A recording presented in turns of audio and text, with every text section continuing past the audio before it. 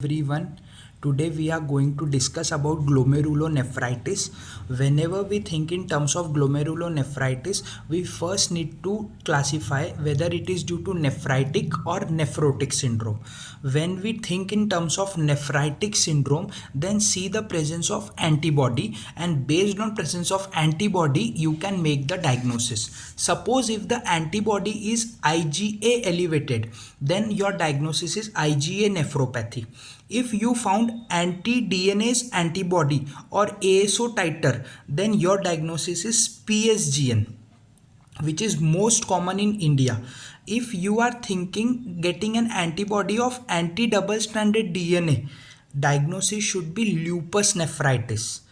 If you are getting ANCA positive, then your diagnosis should be vasculitis syndrome. And if you are getting anti-GBM antibody, your diagnosis should be Goodpasture syndrome. So based on presence of antibodies, you can make the diagnosis if thinking in terms of nephritic syndrome.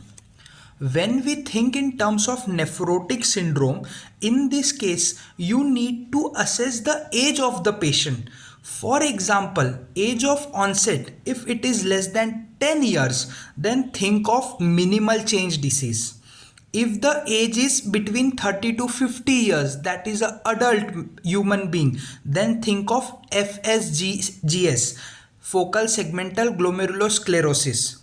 And if the patient is elderly, more than 50 years of age, then think of MGN, membranous nephropathy.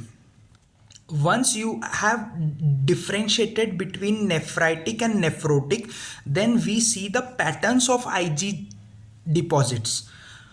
If it is granular pattern of Ig deposits, it's most commonly due to post-pharyngitis glomerulonephritis. So granular pattern is seen in post-pharyngitis glomerulonephritis, and in post-pharyngitis glomerulonephritis there are further two types. It can be due to PSGN or IgA nephropathy. So you are getting granular pattern on immunofluorescence and post-pharyngitis history. Then you need to think of two differential diagnoses, PSGN and IgA nephropathy. But now how to differentiate between PSGN and IgA nephropathy? In patient of IgA nephropathy, common presenting age would be between 20 to 30 years of age. There would be history of recurrent hematuria, and serology would show elevated IgA. Treatment is reassurance, and IgA nephropathy has the best prognosis. Whereas in PSGN, the age group would be school going children, and nephritic features would be present. Serology, you would get anti-DNase positive, and treatment would be penicillin. It is having second best prognosis. So you need, when you are having a granular pattern of Ig deposits on immunofluorescence, post pharyngitis history, you think of two differentials, PSGN and IgA nephropathy. And in PSGN, school going children, anti-DNase is present. In IgA nephropathy, elevated level of IgA, recurrent history of hematuria, and age group is 20 to 30 years. Second pattern which we see is linear pattern. When you see linear pattern on immunofluorescence, your diagnosis should be Goodpasture's disease. If you see Pauci immune, then your diagnosis should be vasculitis. Well and good till here. But after that, how to differentiate between Goodpasture and vasculitis? As Goodpasture and vasculitis both are pulmonary renal syndrome. Both are pulmonary renal syndrome, but how would you differentiate between Goodpasture and vasculitis? In Goodpasture, there would be antibody to alpha 3 subunit of type 4 collagen.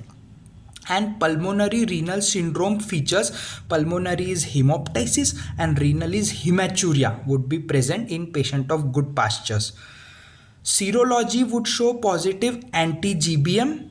Immunofluorescence would show linear pattern. Treatment would be plasmapheresis, and prognosis is worst prognosis in Goodpastures. Pulmonary renal syndrome second differential was vasculitis. In vasculitis, it is an ANCA mediated small vessel disease. In this, you would have pulmonary renal syndrome features such as hemoptysis plus hematuria. But apart from hemoptysis and hematuria, there would be any one organ involvement: skin lesion, skin involvement, eye involvement in form of uveitis. So in good pasture there was only hemoptysis and hematuria. In vasculitis, hemoptysis, hematuria plus any other organ involvement would be there. It would be ANCA positive. And treatment in cases of vasculitis is first go for steroids. If steroid unresponsive, then go for plasmapheresis. It is having second worst prognosis. Worst prognosis was of good pasture, second worst prognosis is of vasculitis. So this is about glomerulonephritis in short.